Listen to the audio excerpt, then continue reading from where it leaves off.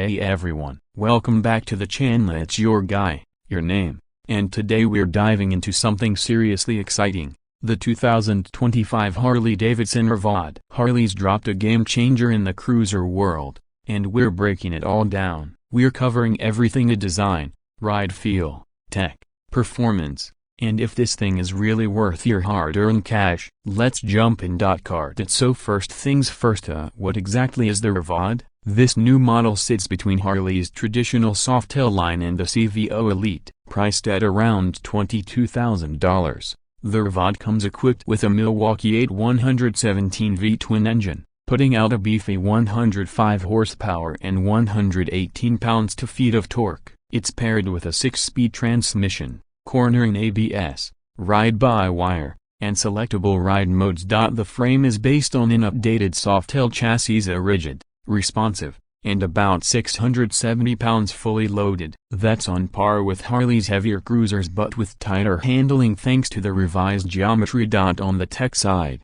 Harley finally listened. You're getting a massive 12-inch TFT touchscreen, full smartphone connectivity with Apple CarPlay, Bluetooth, GPS, and over-the-air software updates.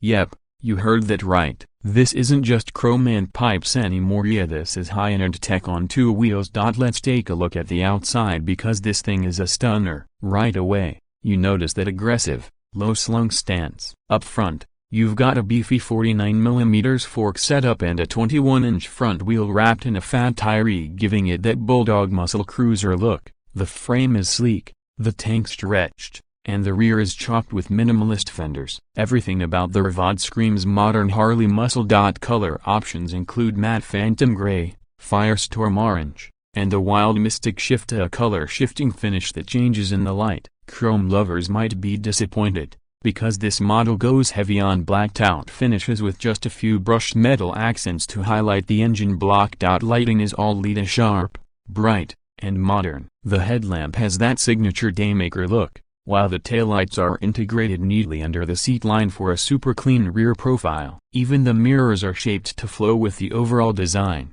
It's subtle, but it's slick. But in Harley's case, the cockpit matters just as much. The seat, it's a solo-style unit with a rear hump to keep you planted during hard acceleration. It's comfy, well-padded, and ergonomically smart for both short blasts and longer rides. Mid-mounted foot controls put your legs in a natural position and not stretched out, not cramped. Then there's the 12-inch digital TFT display. It's the most advanced screen ever fitted to a non-CVO Harley. You've got Bluetooth music control, phone calls, navigation, ride modes, trip data, you name it. The user interface is intuitive, responsive, and bright enough to read in direct sunlight. You also have an optional Rockford Fosgate audio setup that includes fairing-mounted 6.5 speakers pumping out 500 watts. It's crystal clear, even at highway speeds. Definitely a nice upgrade for riders who love music on the move. Storage-wise, it's minimalist by default,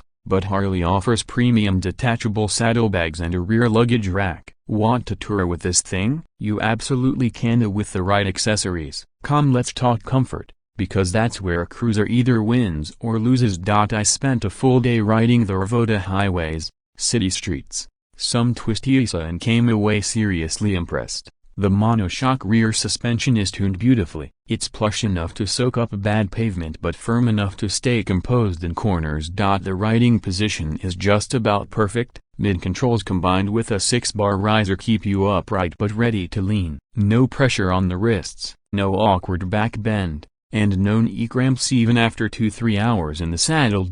Wind protection without a fairing is decent. At 60-70 miles per hour you'll feel the wind, but it's clean and no turbulence or buffeting. If you're planning longer trips, the accessory windscreen is worth considering. Vibration? Pretty minimal. The M8 engine uses dual counterbalancers that kill most of the buzz without deadening the ride feel. Engine heat is also well managed thanks to an efficient cooling system. Even in stop-and-go traffic, I stayed cool in full gear. The Milwaukee 8-117 is a torque machine. It'll do 0 to 60 in the mid-4-second range, which is quick for a cruiser of this size. The throttle is responsive, and the power delivery is smooth and linear. Open it up in sport mode, and you're immediately rewarded with that deep V-twin pull that shoves you back into the seat. Handling is another highlight. Thanks to the mid-controls and solid chassis, the RVOd leans confidently into corners. You're not dragging floorboards the second you turn.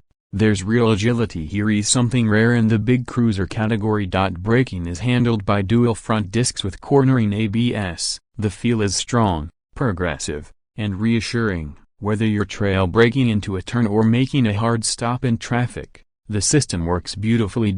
You've also got selectable ride modes: rain, road, and sport. Rain tones everything down, great for wet days. Road is your everyday comfort mode. Sport sharpens the throttle and minimizes traction control interference for aggressive riding. Cruising at highway speed, the RVOd is calm, collected, and eager. Sixth gear keeps revs low, and torque makes overtaking effortless. This bike eats miles like a tourer, without losing its street cruiser soul. This is Harley stepping confidently into the modern era, blending heritage V-twin attitude with real performance, rider-focused tech, and day-long comfort. It looks bold, sounds incredible, and rides better than almost any Harley I've tested in the last 5 years. Pros: killer styling, modern tech, rock-solid performance, and ride comfort that competes with bikes twice its price. Cons: it's heavy, accessories cost extra, and it's not for folks looking for a classic chromed-out look. But if you're in the market for a serious cruiser with brains and brawn, the RVOd should absolutely be on your radar. Whether you're upgrading from an older model or just entering the Harley world, this bike delivers. That's a wrap on today's ride. Drop a comment below. What do you think about the 2025 RVOd? Are you into the tech-heavy vibe, or do you prefer old-school simplicity? Be sure to hit that like button, subscribe for more in-depth reviews, and ring the bell so you don't miss the next one.